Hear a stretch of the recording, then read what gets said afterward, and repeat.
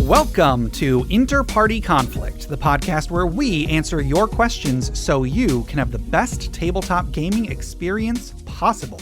My name is Gabe. My name is Jeff. And we're going to answer your questions today. But first, I have a question. Jeff, How are you doing today? I'm doing okay. I'm currently recording in my dining room as opposed to my normal desk. Yeah. The last Sunday, our power went out for 8 hours. Oh, geez.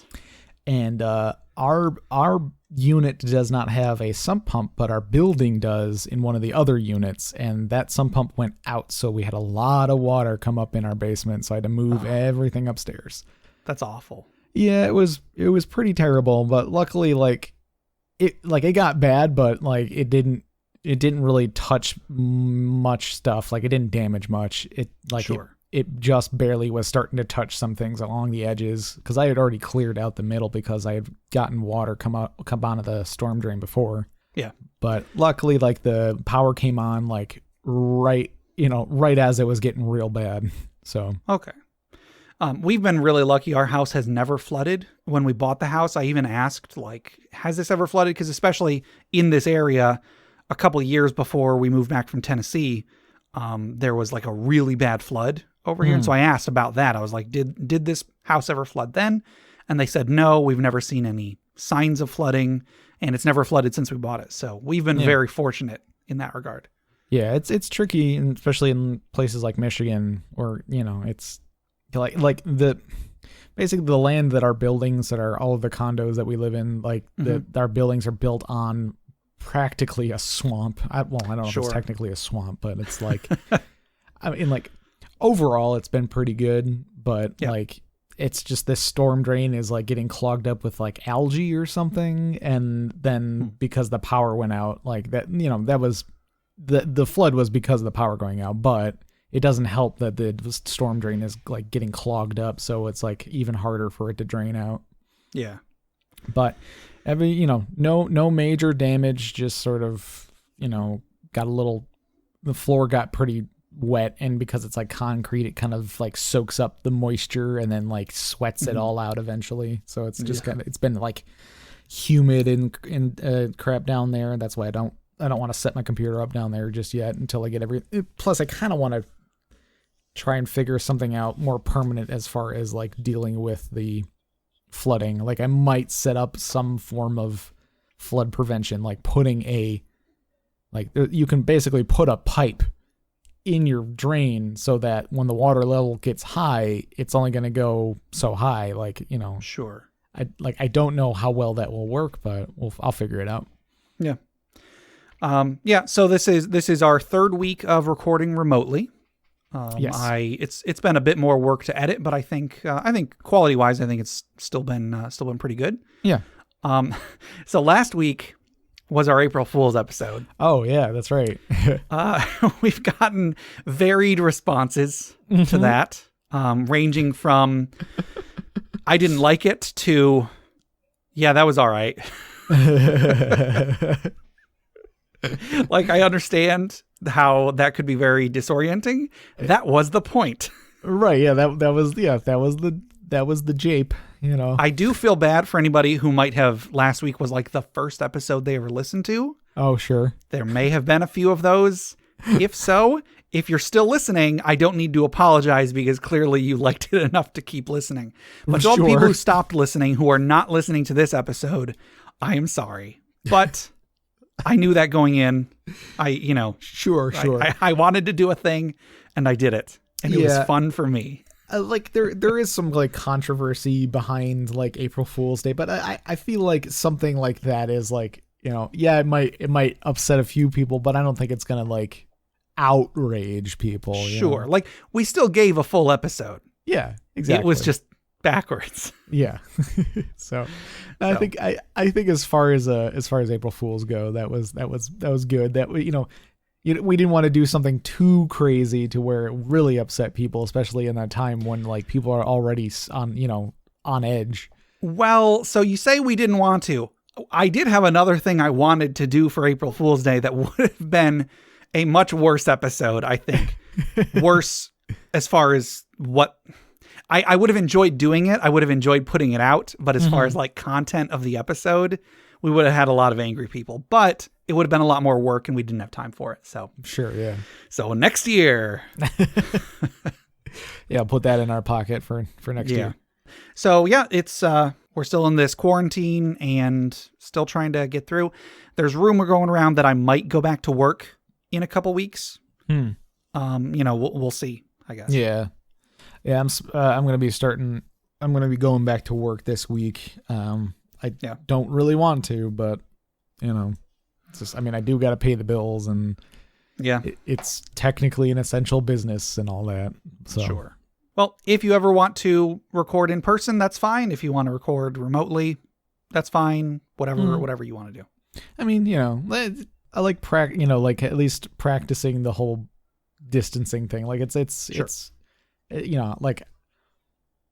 better. Yeah, it can't hurt. It's better off, and like the whole idea is to slow the spread and all that. So you gotta do your best to do that. So, all right. You want to go ahead and jump into this episode? Sure. Okay.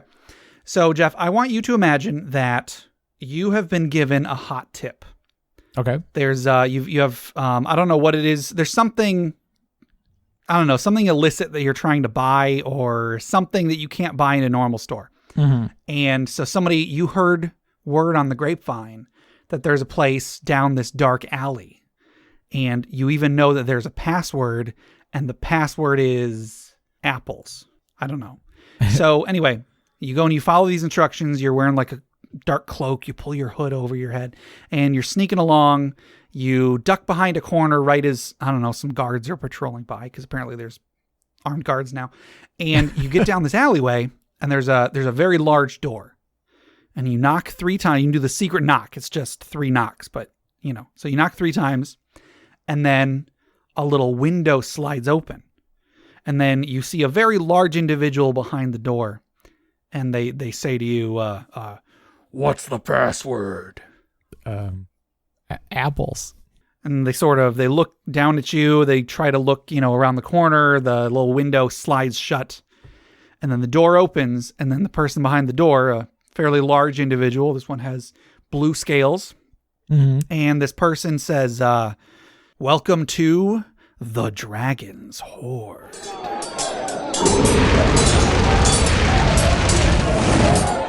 Just a sweet nightclub. It's a sweet nightclub where you buy illicit goods, apparently. Right, yeah, it's where the dealers hang out, There you go. So today's magic item was submitted by Dustin via Discord. Dustin actually has submitted quite a few magic items over the last few weeks to the Discord. There was even a few days ago where Dustin and I think the beverage tea had like a magic item off where like one of them would say like, make a magic item of this, and then the other one would, and then you make a magic item of this, and then the first one would, and so on. So I'm we haven't really gotten a ton of like funeral pyre stories or anything like that in a while, but hey, we got tons of magic items. So. Yeah, plenty of those. Yeah. So thank you to Dustin, and as well as everybody else. So today's magic item is the Chit of Request. That's CHIT. So like a little token. Yeah. This small rectangle of polished metal bears the crest of the Grasping Claw, a mark few know outside of the Clutch. Few know how many members this crime family has, but all known members are kobolds. So we're dealing with the kobold mafia here. Oh, okay. There are rumors that the Clutch is led by a dragon, but no one who knows is willing to confirm such a story. Chits of request are one of the few known ways of asking a favor of the Clutch. To use, one simply holds a chit and whispers their request. The magic of the chit etches their whispered words into the metal. To complete the transaction, the chit must be left in a sack of coins equal to the magnitude of the request. The bag must be left on a secluded windowsill overnight. The bag is always taken by dawn. Should the request be reasonable and the offering sufficient, the results should be seen within the month. Should the request be accepted but the offering deemed insufficient, further payment may be extracted at a later point. Oh. Additional identical requests are considered rude and will not be accepted. So this one is, there is some magic to it. It's less of a magic item and more of I don't know, it's close to a mundane item. It is still a magic item though, but it's less mechanical and more story based. I guess. But it's still cool. Like, it's still something to give your players, even if they're not like planning on using it for that specific reason. If maybe they're trying to find the clutch, sure, and they use it as some sort of bait, maybe to try and like, it's always taken at dawn. So like, all right, we watch it at dawn and like we'll see if like a kobold comes and takes the bag, and we follow him back to his hideout or something. Yeah, like some cops or one of the cops uses it and then they set up a stakeout. Yeah, exactly. And then mysteriously, it always seems to get taken when, one of them nods off or they look away for a moment and then it's gone. Yeah. Yep. I if I were to use something like this, I would lean into it being more supernatural. Like, it's not that a kobold comes and takes it, it's that it just disappears or whatever. Sure. Yep. But either one is fine. This actually makes me think of, so because we've been on quarantine for a few weeks now, I've been getting a lot of stuff done, a lot of stuff I've been putting off for a very, very long time, and it's not done, but I've done a preliminary edit on our entire actual play that we did last year. Oh, okay. So I haven't put like sound effects or anything on it. To be honest, I might not. I might just put like an intro music and outro music and then put it out as is, because seriously, it's been so freaking long and I'm just now getting around to it. Sure. But in that, it would have gone further had we gotten to play more of it, but I was involving a crime family into the story. Like, part of the storyline of the first 6 episodes does revolve around there is a crime family and you guys are trying to do something to stop them in some capacity. Yeah. But I really like the idea of like a mafia family as a villain of a campaign. That's cool. Yeah, it's cool because like, you can have anywhere from like, little, mooks, the guys who like just kind of go out and do the dirty work, and you can go all the way up to like the kingpin or whatever. So there's a good range of enemies to come across. Sure. And just having like a group that has a reasonable, down to earth reason why they would have as many connections and as much money and such as it would take to do some of the things that a villain does in a campaign. I like that. I like that a lot more than just, it's just an evil wizard. They've got magic. They can do whatever. Right. It's a evil wizard guy trying to open up a gate to hell or something. It's like, oh, okay. What's his motivation? Oh, the demon or whatever is promising him a thing. Oh, I'm sure. Sure. You know what? I feel at this point, evil wizards should like get it by now. Like, they should just stop like trusting the demons. Like no, he's going to kill you after he's done using you. That always happens. But what if they kill the demon first and then use the demon's heart to make themselves more powerful? Yeah, I'm sure that will not backfire in any This time way. It's gonna work. This time we have the help of the Kobold Mafia. There you go. I used this shit of request. You brought it right back around, Jeff. Good job. Yeah, I used the shit of request to help me capture a demon so I can steal his heart and gain its power. Right. Yeah, so there isn't really there's either not much to talk about with this item or there's an infinite amount to talk about. It's very rules light, so you can do kind of whatever you want with it. Yeah. I would love to introduce this into a game. Yeah, because it's not specific on exactly how it works, it like leaves a lot up to the DM. Like, does a kobold come and pick it up? Does it just vanish overnight? You could use it as a way to draw your players in a specific direction, because like if you want them to find the bad guy's hideout, you would have it be a kobold shows up and just like sneaks over and takes it and like Sure. He like kind of looks in and counts the money and kind of like scoffs at it, but he runs off, you know. And then I like how if the offering, the money offering is not enough, it says further payment may be extracted at a later point. Right. So like, yeah. How does that happen? What form is that going to take? You know, that's what I'm interested in. Yeah. So yeah, I think this is pretty much all role play potential. I think there's some really cool stuff you could do with this. Yeah, for sure. So I like it. Yep. So that'll be it for the Dragon's Hoard. Thank you very much, Dustin, for submitting the chit of request. If anybody wanted to submit magic items for us to discuss, if anybody had any stories for the funeral pyre or the retirement village, or if they had questions for us to discuss, how would they get those to us? They could send us an email at interpartyconflict@gmail.com or join us on our Interparty Discord at bit.ly/interpartydiscord. That's correct. And before we can go any further, we have a giveaway to give away today. Woo! We are giving away a copy of Unearthed Tips and Tricks Volume 1, courtesy of Crit Academy. It is a great book. It is a collection of character concepts, encounter concepts, monster variants, magic items, DM tips, and player tips. 25 of each, all from episodes of the Crit Academy podcast. It's a great collection of stuff. I helped write it, and Crit Academy is great for helping facilitate this. So, Jeff, who is our winner of this great supplement today? Our winner today is Michael T. Winner! Gobble, gobble, gobble. Yes. Now, congratulations, Michael T. I do want to specify this is not the Michael T that I work with. Oh, okay. We had 2 Michael T's on the list.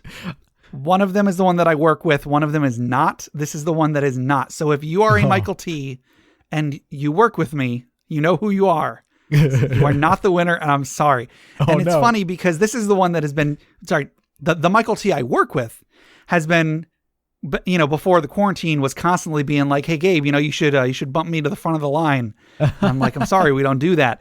And I'm sure that when you said the name Michael T, he's going to be like, yes, finally. And then I'm like, whoa. Hold on. Not you. Sorry.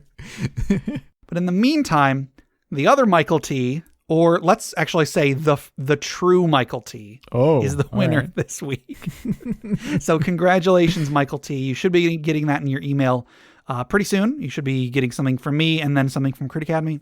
So, be sure to leave Crit Academy a review on DM's Guild. Let them know what you think. Anything that you can do to help them continue to make good products in the future. Speaking of good products, I've finished my part of the first draft of Unearthed Tips and Tricks Volume 2. Ooh, cool. So I'm sure there will be some revisions that need to be done, but until then, I'm done with that. That's one of the things I've gotten done over this break is I got all that to Justin. Now the ball's in his court. He'll probably get back to me on what stuff needs to be changed and so on. Sure. Yeah. That's exciting. Yeah, very exciting. So if anybody wanted to be like the true Michael T here, Jeff, and they wanted to enter this drawing, how would they do so? They can send us an email at interpartyconflict@gmail.com with unearthed tips and tricks in the subject line.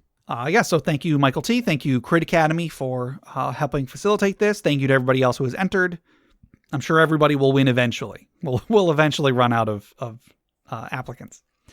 Also, I want to thank all of our wonderful patrons for helping make the show happen.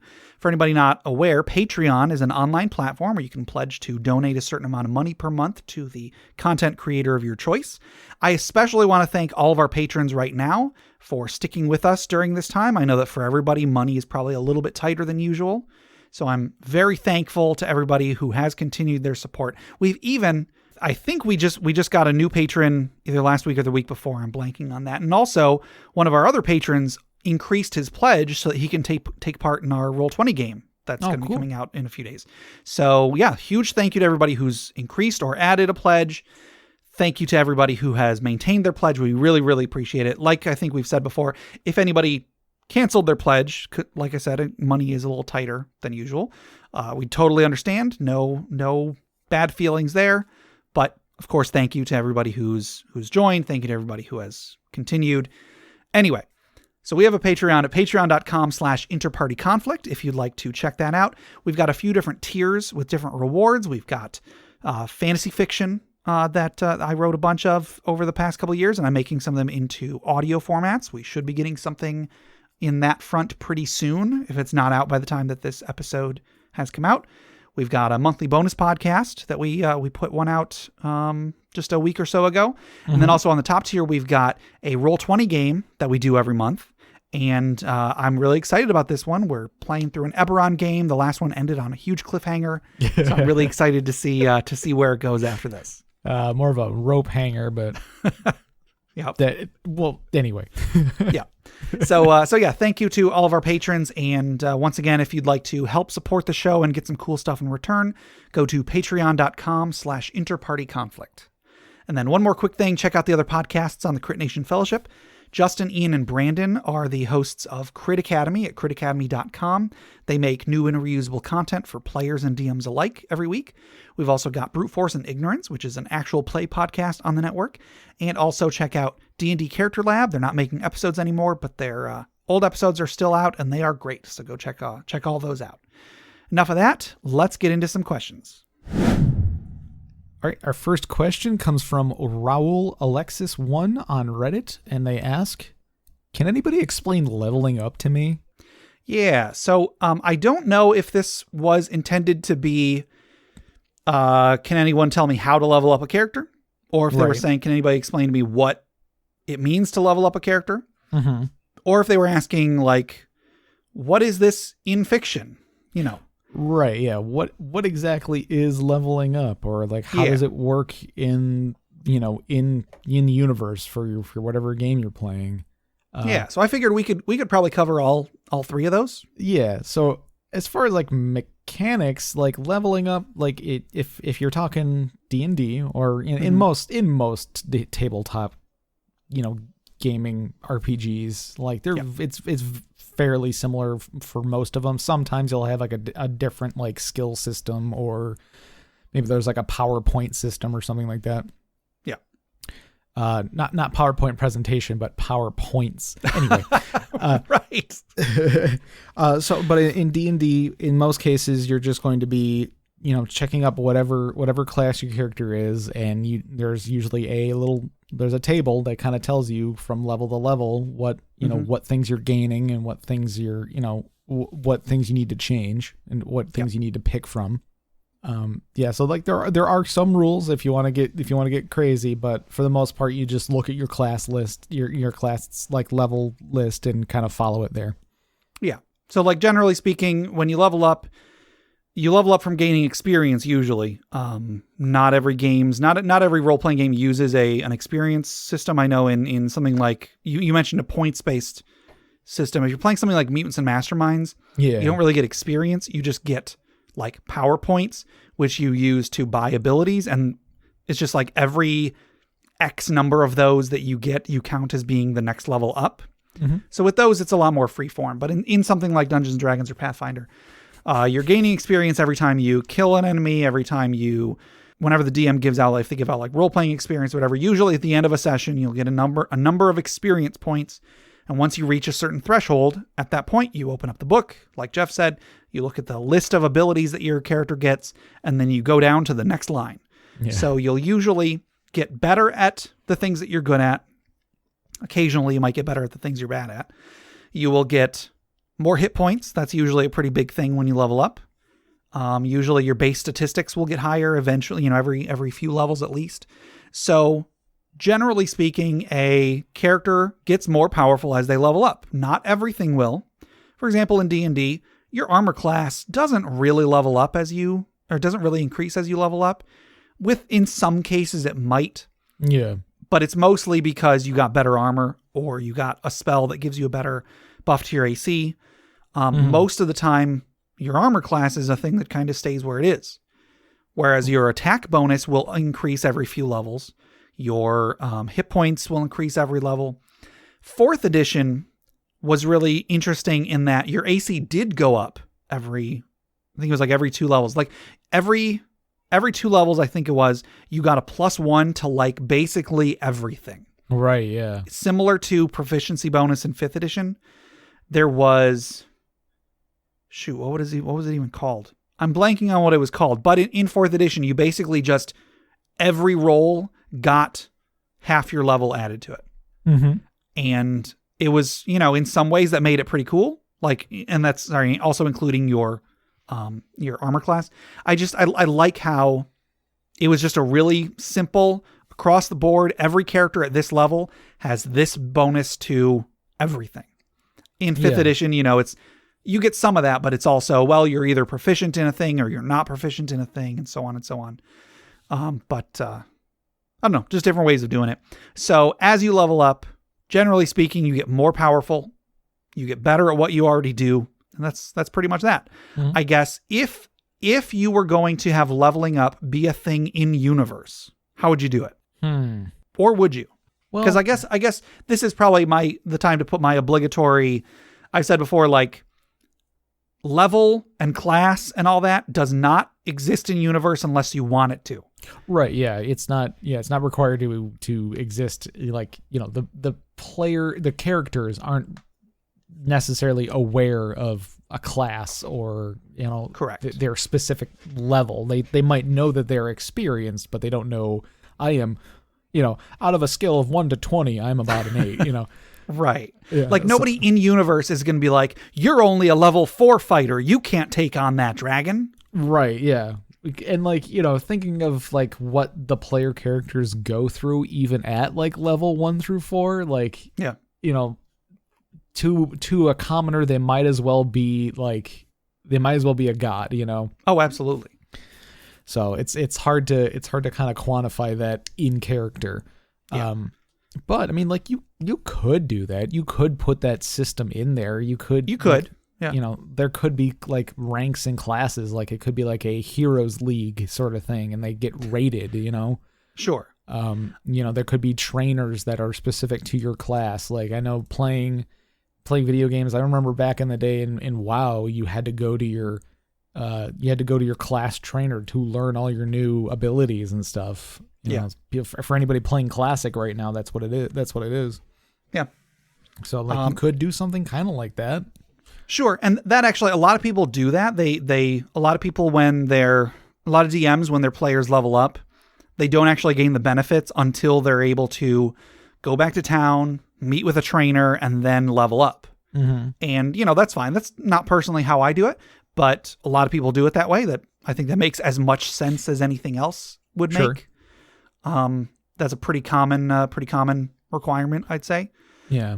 But yeah, like I do want to stress that, like you don't, it, to a commoner, anybody that can cast spells might as well be an archmage. I mean, like if you're reading fiction, you might be reading a story where, oh yeah, there's the archmage that lives on the hill, and they manipulate the cosmos at their fingertips and so on. But then you only ever see them cast like a 2nd level spell, Gandalf. And so if you're trying to give that person D&D stats, you might say, oh yeah, this guy's only like 3rd level, so he's not very powerful at all. But within the fiction, they are very, very powerful. And as the fiction puts forth, that's all that matters.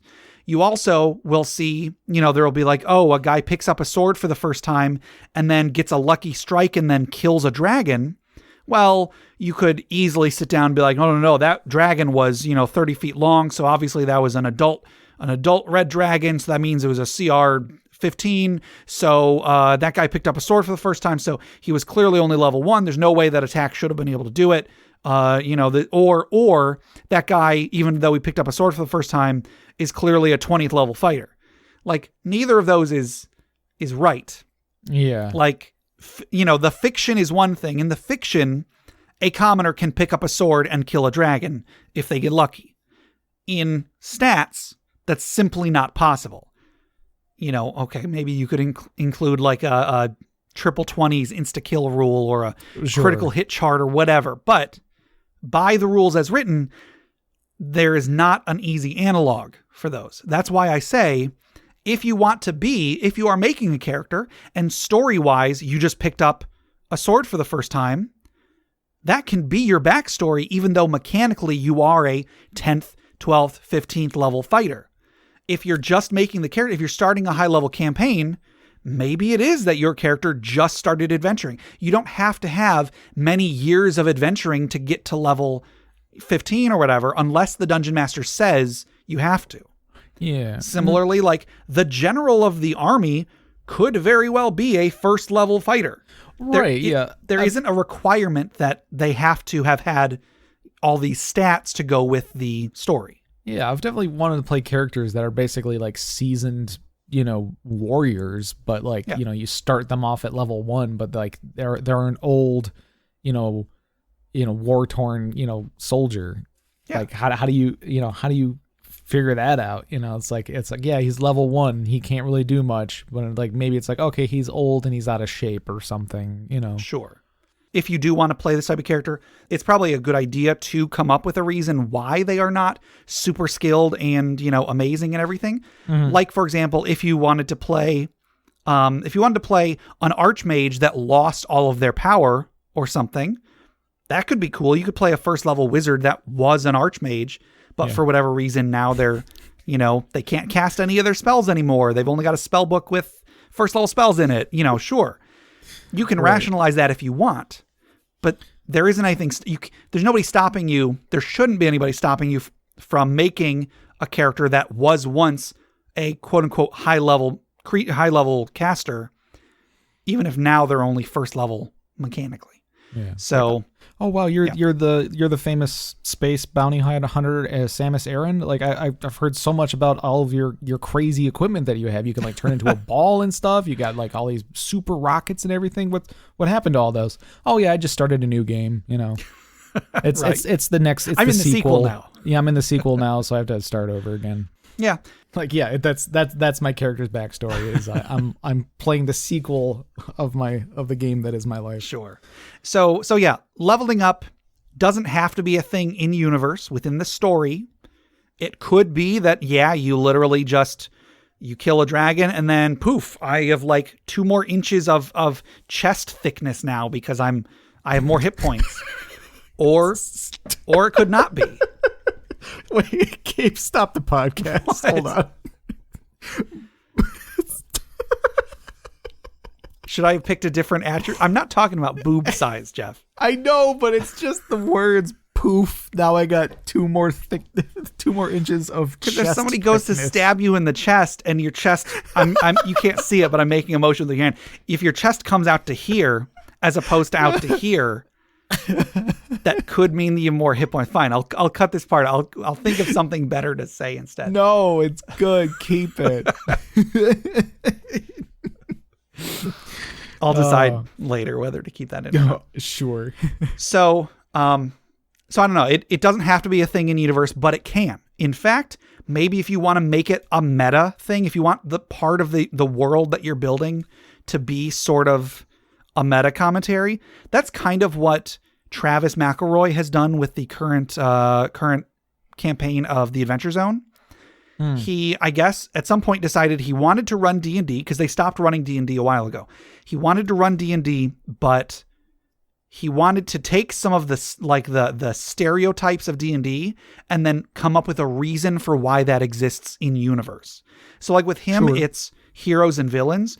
Heroes aren't the people that are just so good that they go to stop evil, and the villains aren't just the people that are so evil that they want to rule the world. It's that heroes are hired to be the hero, villains are hired to be the villain. And okay, so like a Venture Brothers sort of thing where there's like the Guild of Calamitous Intent, which are like I think so. They sort of like have this like these arching contracts where like this guy's a hero, and then they get assigned an arch villain. Okay, like they get assigned a nemesis, and like it's just sort of like they just kind of play this game. It's sort of like it's a business and a game, and just sort of like there are like people die and try to kill each other, but it's sort of just like a little club basically. Sure. Yeah, that does sound similar. But anyway, so with that very well could be you could make a world where yes, characters do just suddenly gain more hit points. They do just suddenly gain more strength, and you can play into the unrealisticness of it. And if you do, that's a fun direction for it to go. Just be aware that you don't have to include any of that. It could be entirely story-based. It could be entirely meta-based. It's totally up to you, however you want to run a game. Could be like the whole world gets cursed. Oh, yeah? And everybody has a heads-up display. I mean, that would be pretty cool. I would enjoy playing a game like that. Yeah. I will mention, I feel like I've mentioned on the show before, but there's a webcomic that I used to read called Earthworld, ERF. Oh, yeah, Earthworld. Yeah. And that is very much, the characters are characters in a role-playing game. And everything about the world they live in is very, very rules-based.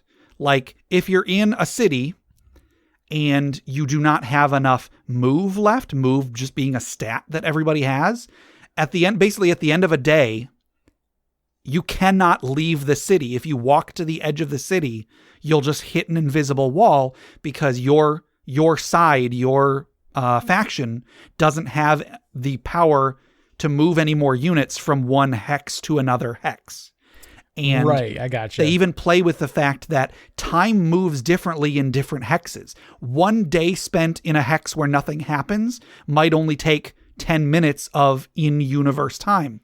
But in a hex where they've been fighting a battle all day, it might feel like hours and hours and hours to them, but both hexes experienced one day in those two very different amounts of time. And so they do play with some of the rules of the world that they live in, and level is very much a thing that they would mess around with. Like they even mention at times, like when somebody kills a powerful enemy, oh, he just leveled up twice. And then all the characters are like, oh my goodness, he leveled up twice. So, yeah. So that's very much something that I would expect to see in a webcomic like that. If you wanted to put it in your role-playing game, nothing stopping you. Yeah. Okay, our next question comes from Nicholas P. Hi, Nick. Hey, yeah. Guys, remember Nicholas P? Go on. I hope he's still listening. I don't know. Hopefully. This was on email. What are some tips you have for designing puzzles? Yeah, so we've had this question in the bank for, I want to say 3 years. Don't say that. Like... I don't want you to say that, Gabe. We've had this for a very, very, very long time because I think we had just done an episode about puzzles or something, maybe not. But whatever the case, I was like, I'm going to hang on to this until we have a good answer for it. It's been 3 years, just about, and I don't have a good answer for it, but I have an answer for it. So might as well. Just in case, sure. Just in case Nicholas P is still listening or chimes back in and is like, I wonder if they ever answered my question. We finally have, or maybe he got better answer elsewhere and he'll let us know about it. Probably. For anybody who has not been listening since the beginning, in our first few months, Nicholas P submitted a lot of questions, so there were quite a few from him, and now we're finally getting to the last of them. So tips for designing puzzles. I have a thing that a rule of thumb that I recently got that I'll get to in a second, but I would say if I had to give a tip for designing puzzles, it is find puzzles that somebody else has made and use those. If you are not confident in making your own puzzles, there's nothing stopping you from getting puzzles elsewhere. Riddles can be good puzzles. There's, tons and tons of like role-playing game specific puzzles out there. Right. Cryptograms. Heck, even a freaking crossword puzzle. You could put a crossword puzzle in your game and tell the players the door has all these squares and letters on it. Yeah. Maybe, figure out what to do. Like anything can be a puzzle.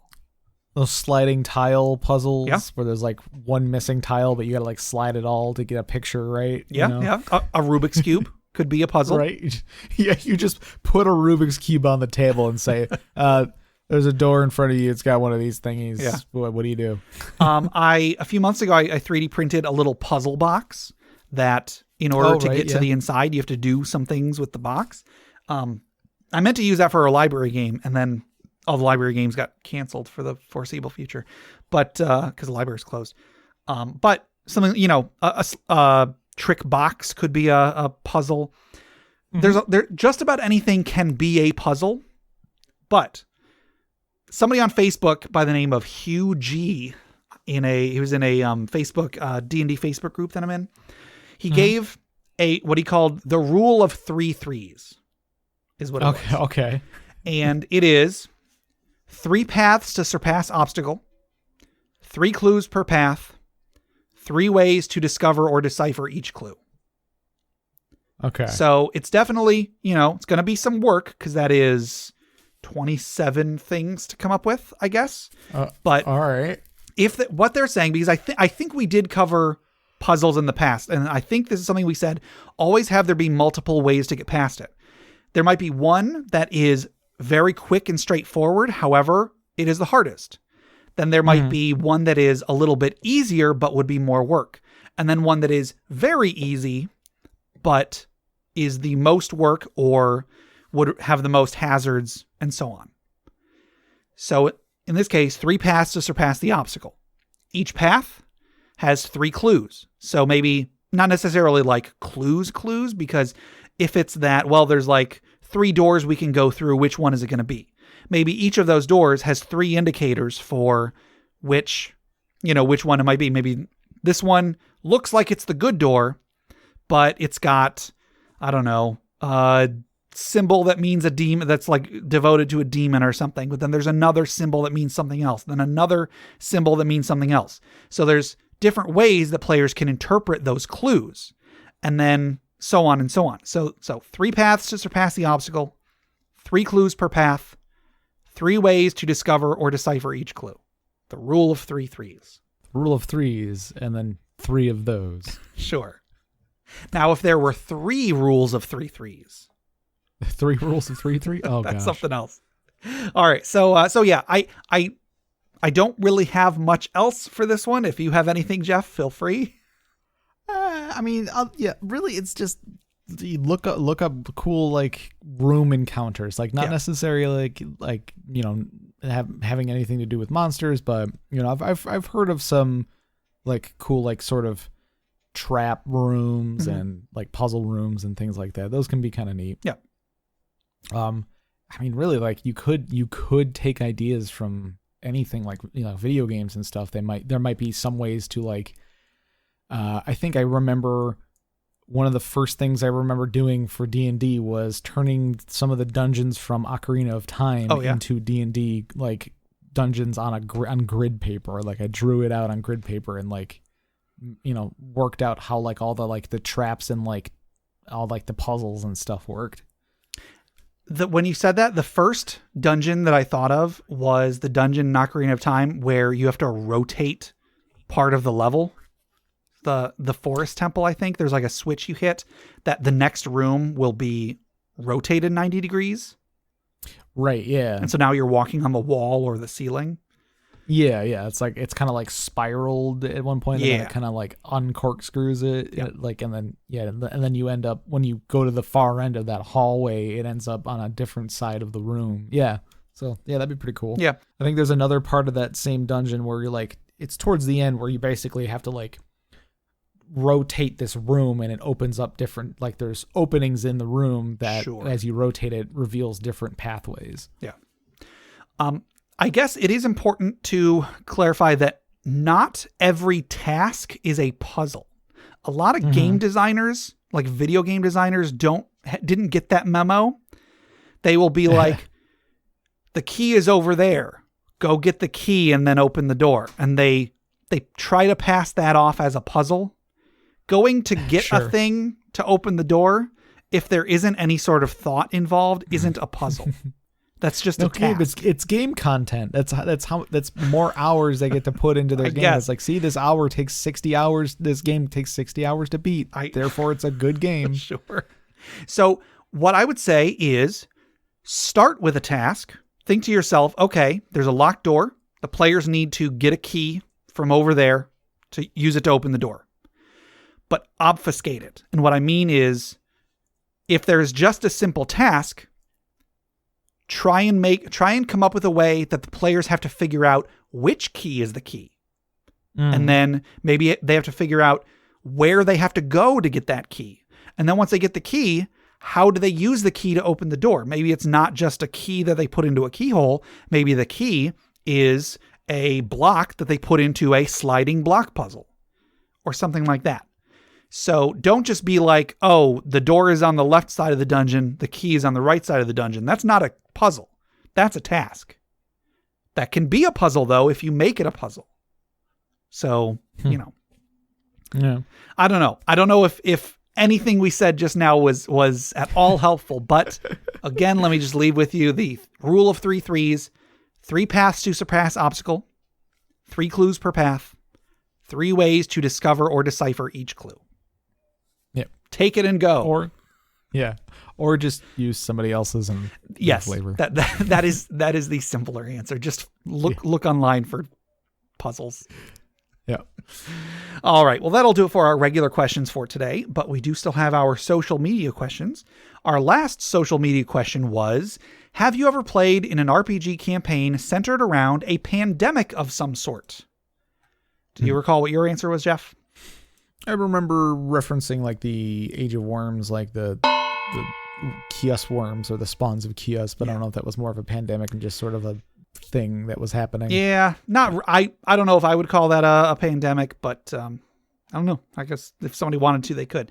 Aside from that, I've never really played in a game with a pandemic. I know that I almost played in a game a long time ago that was going to be the Pathfinder module, The Curse of the Crimson Throne, which I think revolves around a pandemic. I could be wrong because I didn't actually play in it, so I don't know. Yeah. But, that might have been it. Over on Facebook, we got just a couple answers. Ryan P. says, yes, in a homebrew campaign, and our first quest was the party being hired to get the artifact that caused it for the big bad. Though we didn't know it was for a plague, as a result, the party lived as fugitives for a while. Oh, no. Yeah, so they were responsible for causing the pandemic. Oh, no. And then Isla M. says, the pandemic in my campaign was being hinted at in our sessions in December. I had just worked out the in-game mechanics for infection at the end of February.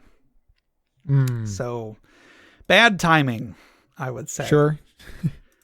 Over on Reddit, we just got one. Alistar the Minotaur says, I ran a game in the World of Darkness system that was about a zombie outbreak in Cleveland, Ohio. So in a roundabout way, a pandemic. The really cool set piece was when the PCs were chased into the Rock and Roll Hall of Fame. They were forced to break through the glass wall near the top and slide down the glass decline that was about half the building. All the while, zombies were on the inside trying to get out to them. That's pretty cool. I've been to the Rock and Roll Hall of Fame in Cleveland, and that sounds awesome. So good job, Alistar the Minotaur. Over on Twitter, oh God, it's Mason, said, I haven't yet, but I definitely plan on doing that now. Could be super fitting. Oh, no. Good luck. What have we done? What have we done? Exactly. And then over on Discord, Stiltskin Kupo 84 says, we are considering this for our foreign languages D&D right now. So he's planning on, he's running a game, or going to be running a game that is like each of the players has to speak different languages. It's like in a group of people that are learning different languages. So they're using the different languages as the fantasy, as the fantasy analogs. Huh, that's really cool. Jason E. said, I DM'd a pre-written Pathfinder campaign called Curse of the Crimson Throne that included a plague called Blood Veil that the party has to try to cure. There's also a part of the city that gets quarantined. Our party did pretty well and got to the second best outcome for resolving the plague. They also fought a plague doctor bad guy who wore one of those masks like in the picture that I put for this question. So yeah. Oh, yeah, the elongated like nose thing. Yeah. Yeah, it's like sort of like a bird beak kind of. Right. Yeah. And those were a real thing. Those were used because they would put herbs or something in the nose so that when the doctor was breathing, they would be breathing in, healing herbs or whatever.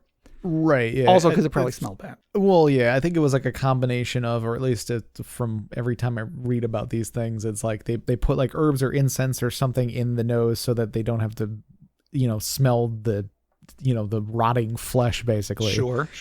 I think at one point it was believed that disease traveled through smell, so they thought, okay. well, we'll just cover it up with a different smell. I don't know like how far back that that goes. Makes as much sense as a lot of the stuff around that time. I mean, the people used to think mice spawned from hay, like they just spawned like in a Hay just turned into mice.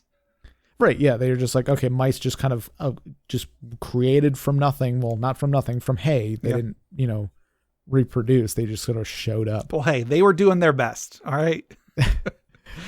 All right. A couple more on Discord. Floofy Shoop says, we've done several zombie apocalypses in the last few years.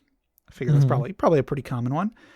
Phildo says, played a vivisectionist alchemist rat folk in Pathfinder a while back. That's a mouthful. His backstory had disease mixed with Dr. Jekyll and Mr. Hyde. Apparently, the DM liked it enough that our campaign became centered around the plague that was in it. And then John Gemstone says, I have not, but I really wanted to. I personally have written down the idea, but just have not found a good way to go about it. I plan to read the Tomb of Annihilation module to see how the death curse works and if I can modify it to better fit the pandemic theme. And there you go. I would say the death curse, of what I know of it, isn't quite a pandemic, but it could be treated as one. If you didn't know the cause of it, that could be a neat way to play that campaign. Right. Yeah. And then that was our last social media question. So our next social media question is, what is the most bizarre dungeon feature you have ever encountered or put in a game? So for players, the weirdest dungeon feature you've encountered in a game. For DMs, the weirdest one you've put into a game. Dungeon feature. Yeah, so like, an altar that bats magically spawn from, or a waterfall of blood, or anything that you've encountered in a dungeon, like some sort of an object you've encountered, or a weird geological thing, or just anything in the dungeon that is not a creature that you've been like, that's a weird thing to encounter in a dungeon. I'm trying to think of stuff that's not in Tomb of Horrors. Okay. Yeah. Tomb of Horrors has an assortment. Yeah. Cause I am thinking of like, there's like the gateway that teleports you somewhere and then also changes your gender or something. And also your alignment or something. Yeah. There is it Tomb of Horrors, or maybe I'm thinking of Shackled City. There's like a throne with like a coin slot in it. That is Shackled City. That is Shackled City? Yes. Okay. And I think you have to like, do you put a ring in it, or do you have to put like a coin? And if you you're combining something from Shackled City and something from Tomb of Horrors. Okay. In Shackled City, there's a throne that has a coin slot that I think after you've put a certain number of coins in it, there's like a hologram of the king sitting in the throne, and he'll like gesture towards a secret door. And then in Tomb of Horrors, there is a slot in the wall that has a drawing, has the letter O over it, which you might think you'd put coins in there because it's a drawing of a coin, but it is actually a drawing of, spoilers for Tomb of Horrors, but it's a terrible adventure, so don't worry about it. It is a drawing of a ring. And so if you put a magic ring in the slot over a certain coin value, it will open up a door in response. Right. And isn't it, if you put like a copper in there, you basically die because you're a cheapskate? I think the one in Shackled City, I think if you put it, I think you have to put either silver or gold. If you put a copper, you get like shocked. Okay, yeah. Something like that. I remember something along the lines of there's a slot that if you put too low a denomination in there, you get like attacked or something. Yeah, I think that's Shackled City. I could be wrong though. Yeah. Worst vending machine ever. Yeah, those are pretty weird. I would say one that I put into a game that the players never investigated further was the players were going through a dungeon. They went into like a cave basically, and there was it was not a cave. It was the players went into some sort of like a keep that had been built, and inside one of the buildings was a cottage, like a cottage inside this dark dungeon, just like sitting in this room that the players tried like, I don't know, attacking the walls to see how like durable the wall. I think at one point Tom's character jump kicked through one of the windows and he like went straight. He rolled so well. He went straight through the window and came out the window on the other side. And it was because the whole thing was actually a giant hologram, but it was an illusion, but the players hadn't interacted with it enough. All of the interactions they had done could have easily been interpreted as they just like poked a hole in the wall or something. Sure. So that was a weird one I put into a game. And then also in the Return to the Temple of Elemental Evil, there is a room, a giant chamber that has a huge stone obelisk that is balanced on a tiny point. And if you look at the point where it is balanced under the effects of a see invisibility spell, you will see that the point itself is like a fruit, and you can take the fruit and eat it, and it increases your stats or something. Something weird. What? That's wacky. It's so bizarre. Like you're at the bottom of this gigantic stone balancing on this like needle point, and then nope, there's actually a fruit there, and you can remove the fruit without knocking over the whole thing and then eat it. See, what I thought you were going to say is if you look at it with see invisibility, there's actually a little creature holding up the obelisk, and he kind of looks at you and goes, "Oh my God, can you please help me?" That would be awesome. Like I've been stuck holding this thing up. I'm afraid to drop it. My dad says if it cracks, I get grounded. Because he's not grounded already, being trapped under right. it. Yeah. So hopefully our listeners have some good responses to that. I think there's potential for some cool, weird stuff in there. So that'll do it for our questions for today. But before we close out, let's wind down a little bit. Let's take a deep breath. Let's remember those who have come before us, who have given their lives so that we may have a better world to live in, as we toss another log onto the funeral pyre.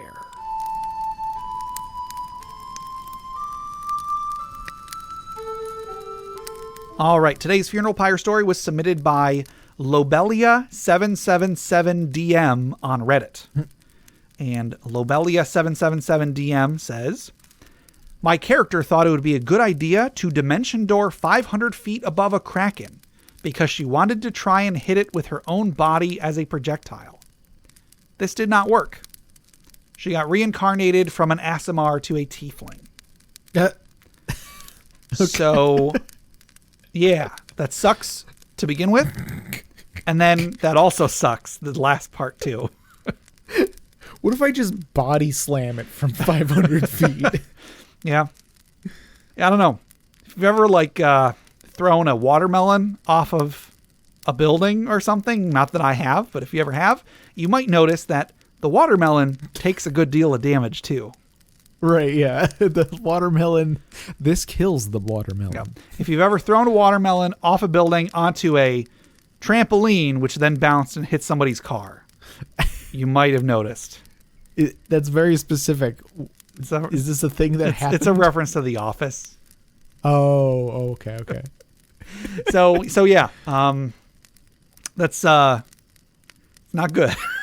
So I guess let's raise a glass in memory of Lobelia777DM's character, who reminds us not to yell "Cannonball!"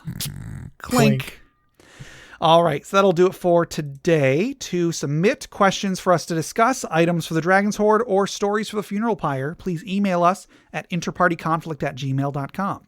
For show notes, links to media mentioned on the show, and running lists of questions and magic items, go to interpartyconflict.com. If you want to join the discussion on social media, you can find us on Facebook. We're on Reddit. We're on Twitter at InPartyConflict, or you can join us on our Interparty Discord for our weekly social media questions. Your answers might end up on the show.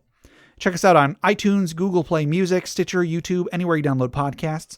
Please leave us a rating, leave us a review, subscribe to us, or just tell a friend. If you'd like to support the show monetarily, check out the rewards at patreon.com/interpartyconflict. We have a few different tiers, so anything you can spare, even $1 a month, would go towards making the show better, and you'll get bonus content for it. Jeff, tell us about FriendQuest. FriendQuest is a YouTube channel where we play video games. Currently not recording anything because, again, of technical issues, and even more technical issues because of my flooding basement. Yeah. Hopefully you're able So, to get that sorted out soon. Yeah, we'll figure it out. Yeah. And in the meantime, we still had other, there's still games on there. And then, if anybody wants to play video games with me, join our Discord. Sure. Hit me up. We've actually streamed a few Jackbox games in the last Oh, that's right. week Yeah. or so. So Yeah, that was fun. Yeah. yeah, it's really fun, really easy. So hopefully within the next couple weeks we'll still do some more of that. Yeah. Yep. And speaking of games, check out my side project, the Arcade Memories podcast. I have probably finished making that, but if you would like to submit any of your own stories of going to the arcade, you can send them to me at arcadememoriespodcast@gmail.com. Also, head over to bit.ly/interpartyconflict to take a short survey about our show. What you like, what you don't like, etc. And just for taking it, you'll get 2 free printable board games courtesy of Mary and Tom over at hollandspiel.com. And our music is made by Boxcat Games from Nameless the Hackers RPG. So, Jeff, until next time, Ooh, I just leveled up. congratulations.